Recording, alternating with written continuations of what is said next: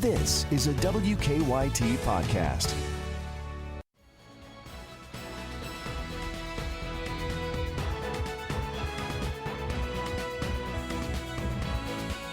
Good morning from WKYT News. I'm Bill Bryant, and we welcome you to Kentucky Newsmakers. Hope you're enjoying your weekend.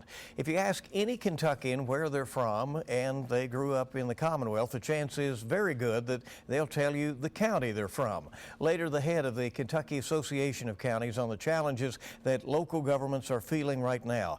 Jim Henderson from KACo will join us shortly. But first, Kentucky schools are planning to reopen in the fall, and everybody knows it will be a tough challenge in the era of COVID-19. Schools quickly shifted to online learning in the spring, and most are prepared to make that move again if the virus dictates it.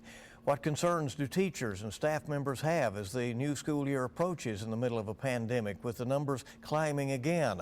Eddie Campbell is president of the Kentucky Education Association. The KEA represents some 44,000 members, including aspiring and retired educators. During his tenure as president, Mr. Campbell is on loan from the Knox County School District. President Campbell, thanks for being with us. We appreciate it very much.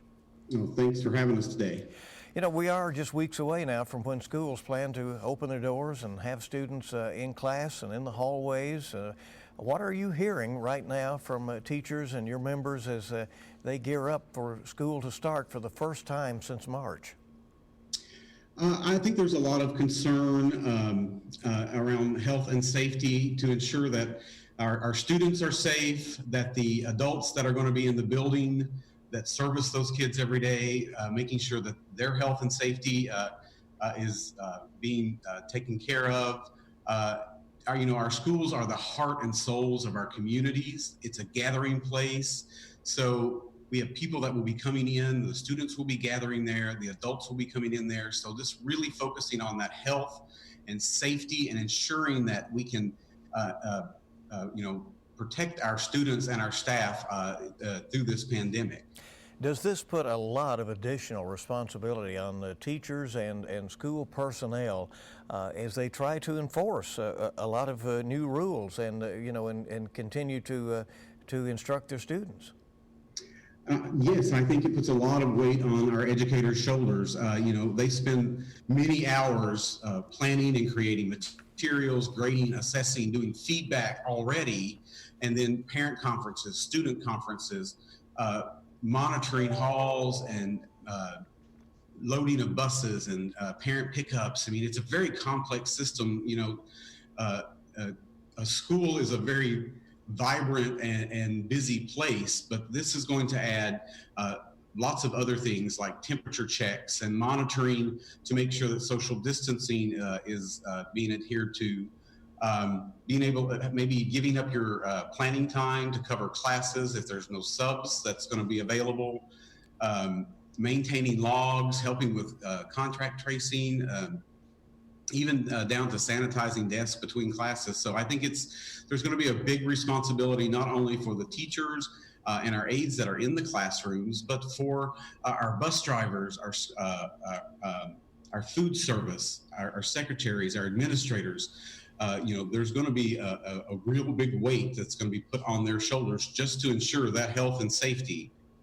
As we mentioned earlier, the teachers obviously have to be prepared to very quickly move from classroom instruction to online instruction, but it appears some of that will be going on simultaneously, in that if parents do not choose to send their children to school, that is going to be acceptable by most districts, and they will have an online option. Will teachers be teaching both in class and online?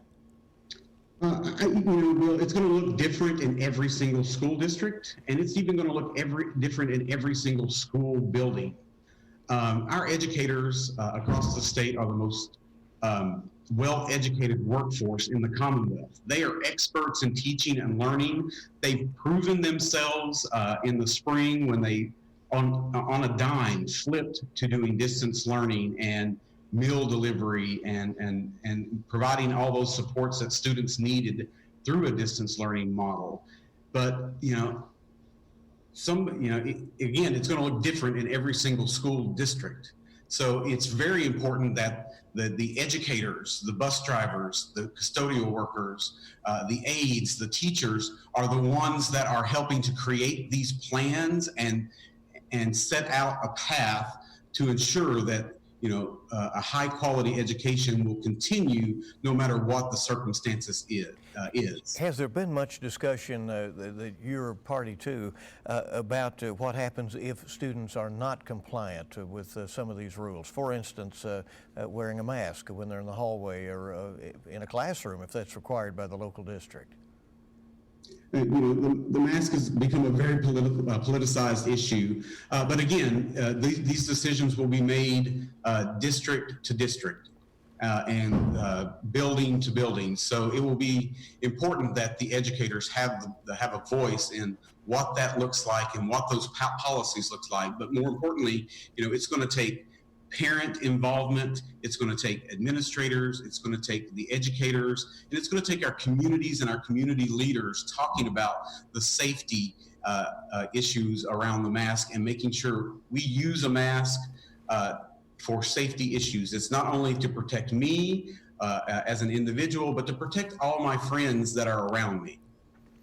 Mr. Campbell, the state budget is pretty much busted. We know that. The governor's office estimates a $1.1 billion shortfall. Of course, they're trying to get federal assistance, and we'll see if Congress makes any action on that. Does that concern you, though, for schools and employees? It's a great concern. There were inequities before the pandemic occurred. Opportunity gaps, access, and to technology and internet connections, basic materials. Those inequities existed before the pandemic even began.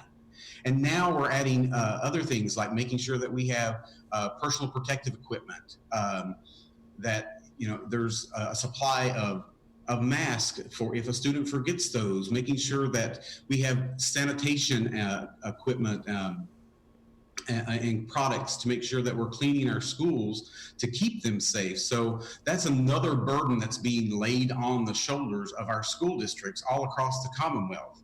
And I know that the CARES Act provided some funding that's going to be coming down to school districts, but our school districts, as you said, are going to be strapped because a lot of those when the income comes in from the state or even from the local tax base, that's going to be severely curbed because of the economic crisis that we're in. So the HEROES Act that was passed by the House of Representatives provided like $175 billion that would go directly to school districts to help kind of fill that gap in. And we know now more than ever, it's going to be important that we have that extra funding to cover all these other expenses that are going to be coming down the pike. Yeah, it's important to attract good people into education and have those strong teachers out there. Is it becoming more difficult, and when you have a circumstance like this, is it more difficult to get young people to choose careers in education and teaching?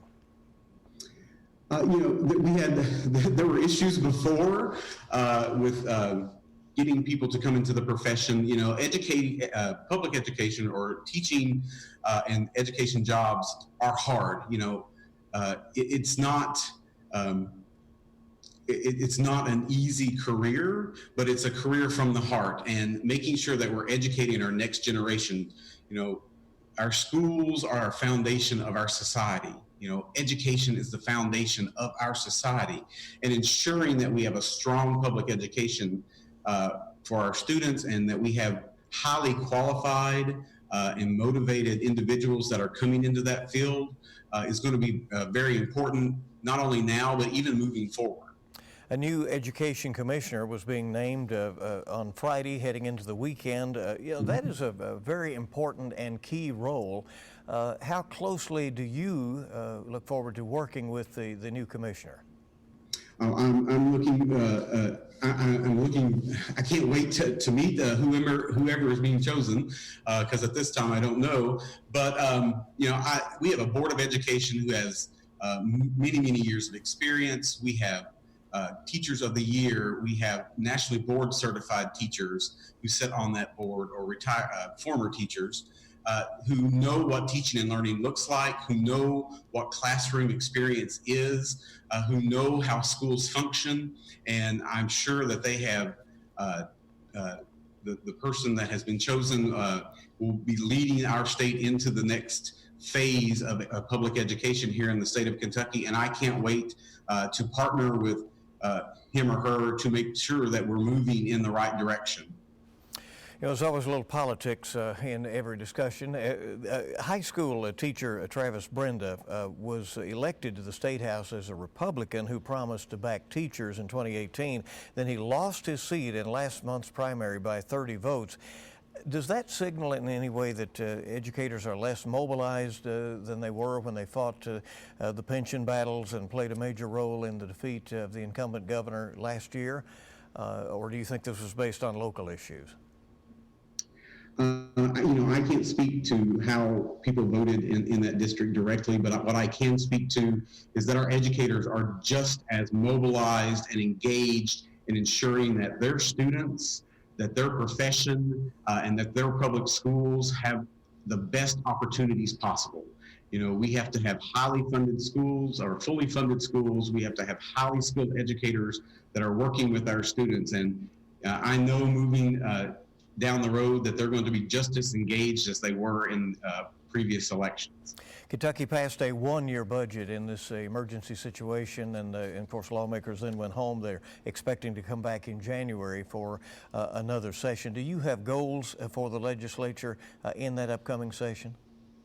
Our goals don't change a lot around public education. Ensuring that we have fully funded classrooms, that we have fully funded public schools, ensuring that there's funding that's going to help to close those opportunity gaps is going to always be a focus, because we want to make sure that we're providing our students in the Commonwealth and the next generation with the highest quality public education possible. We also want to make sure that our educators, those that are coming into the system as new educators, or our educators that are in the system now, have the benefits and the security that they need, because they're public servants. They're serving our community every single day. So we need to make sure that we're taking care of them also in that process. Eddie Campbell, president of the Kentucky Education Association, thank you for being with us. We appreciate it very much. Thank you so much. And stay with us on Kentucky Newsmakers, and Jim Henderson will join us from the Kentucky Association of Counties, as local governments are up against it as well in this situation. We'll be back on Kentucky Newsmakers. Welcome back to Kentucky Newsmakers. We're glad you're with us. If you ask a Kentuckian where they're from and they grew up somewhere in the Commonwealth, they'll usually proudly name their county. Kentucky has 120 counties, including 2 merged governments in Lexington and Louisville. But these are very tough times for local governments. Budgets are busted in many cases. There is not enough that state government can do to help them either because of the trouble there. So the Kentucky Association of Counties represents the counties in Frankfort and Washington, and leaders are speaking out right now loudly about the needs in the middle of the COVID-19 pandemic. Counties, of course, fund jails and libraries, sheriff's departments, animal shelters, roads, parks, and more. The executive director of KACo is Jim Henderson, who is joining us to talk about the challenges facing the counties. We thank you very much for being with us. Thanks for asking me on, Bill. Good morning.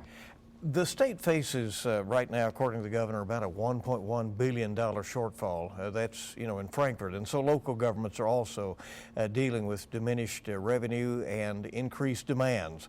What are they telling you about how they're handling things right now? Bill, most of our counties are in some unusually challenging times with regard to their finances. And the truth is that existed before COVID-19. And as I've said many times during this last 4 months, really these challenges with COVID have only added to the financial challenges many of our counties face. And so, again, with what was already facing them, this challenge has taxed their resources in many ways. It's affected what they've had to spend to take care of their communities, but also it's really affected their revenue streams in many cases, where businesses were shut down and industry unable to be at full capacity in many of the communities that rely on manufacturing jobs. So it's a pretty tough time for counties right now. And you're a former longtime judge executive yourself. How do local leaders prioritize their money when it goes down? You know, when all of a sudden there isn't enough to pay the bills, or certainly to do the things that county government would like to do? Well, I think some of them simply have to make decisions about things that most of us would think aren't really even options for counties. We have a lot of mandates at the county level.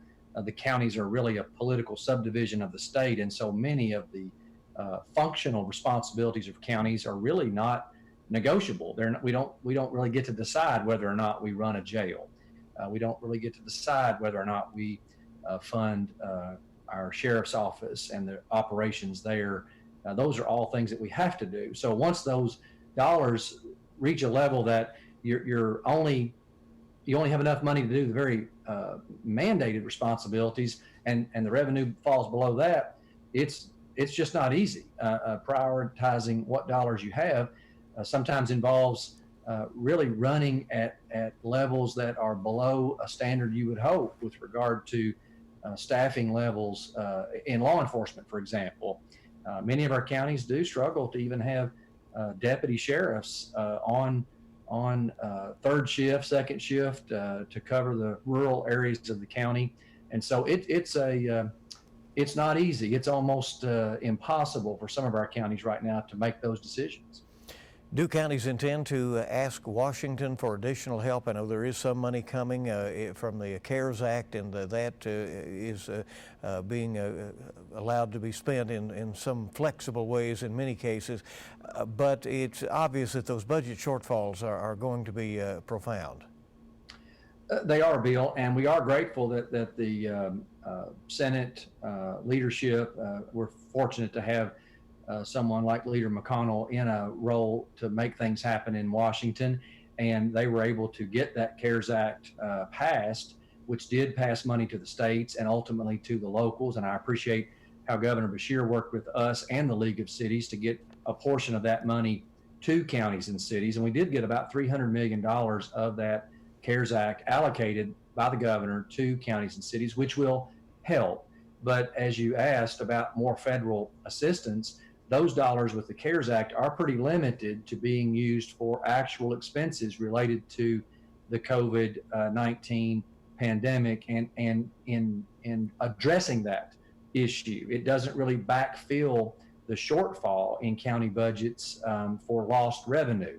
And so we work, and you probably know that our KACo president, Judge Gary Moore from Boone County, is also soon to be the president of the National Association of Counties. And so we've been working with NACo, our partner at the national level, to advocate for additional federal funding directly to county governments, city governments, for lost revenue. Mm-hmm. Now, again, with a large deficit already on the federal budget, it's hard, and I understand that, to want to add to that.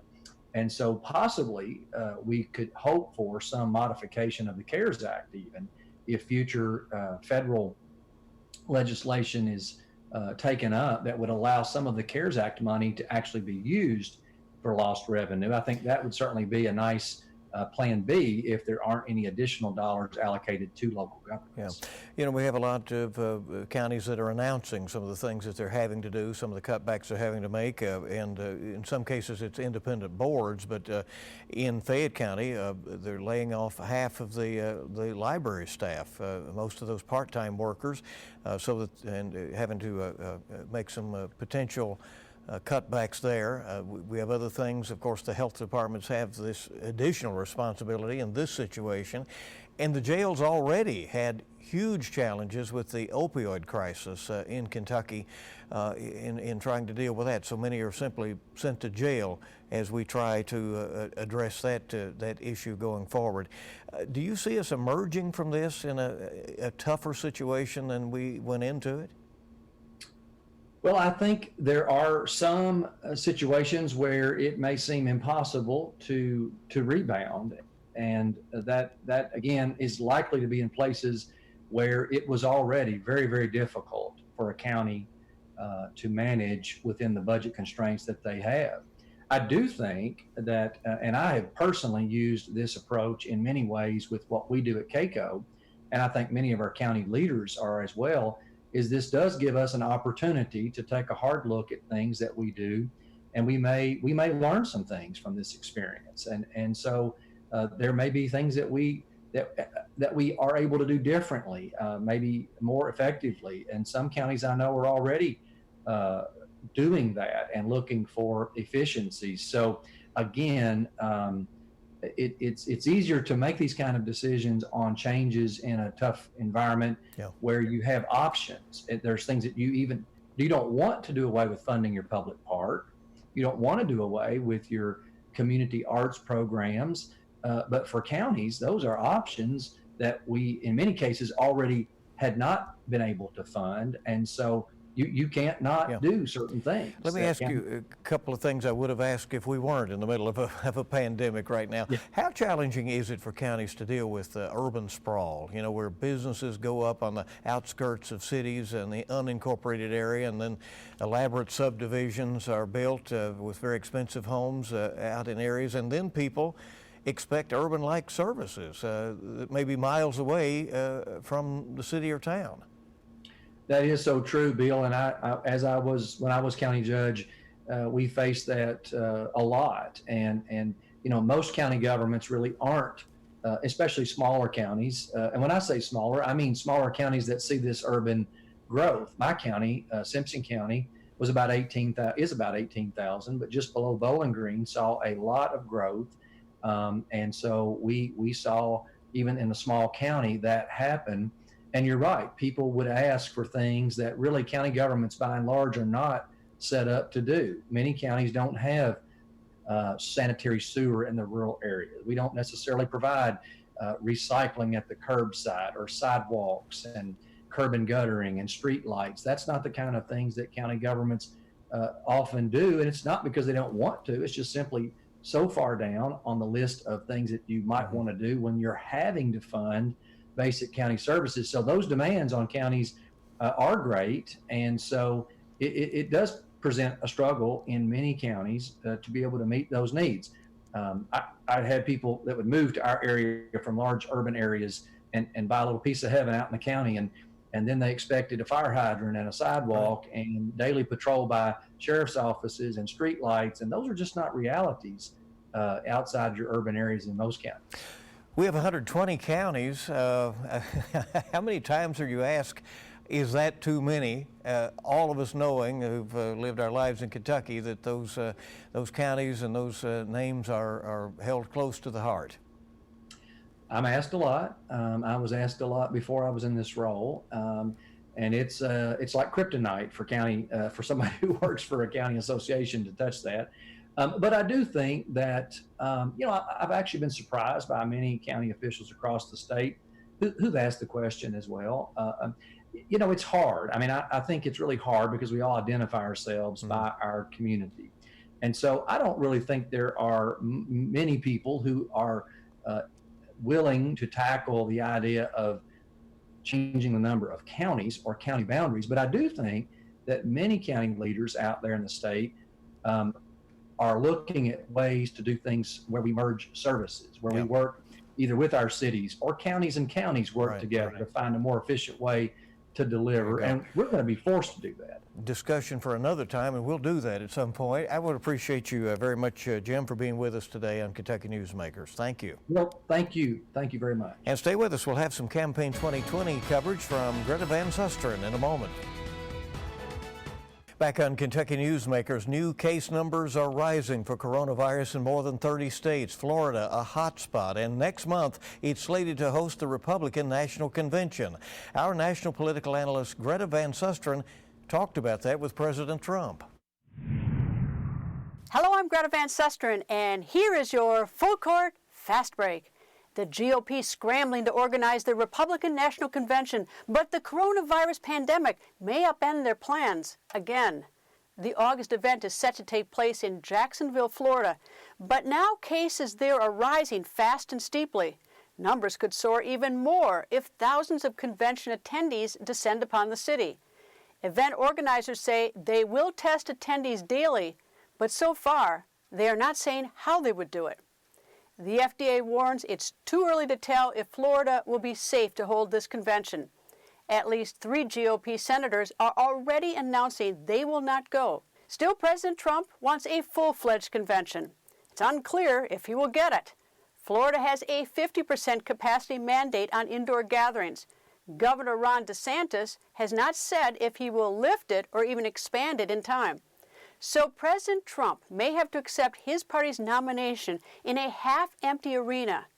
Interestingly enough, the convention canceled its original host city because North Carolina's governor would not guarantee full use of the Spectrum Center where the convention was to be held. I went to the White House and asked President Trump where he stands now on a possibly smaller convention.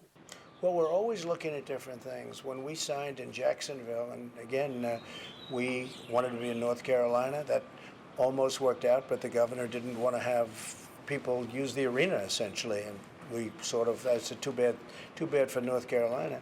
And then we went to Florida, and when we signed a few weeks ago, it looked good, and now all of a sudden it's spiking up a little bit, and that's going to go down. So it really depends on the timing.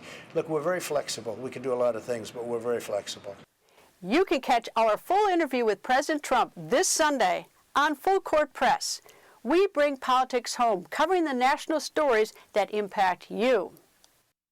And Full Court Press with Greta will be airing this morning at 11:30 on WKYT. That's Kentucky Newsmakers. We want to thank you for joining us. We'll see you bright and early this week on WKYT this morning. You make it a good week ahead.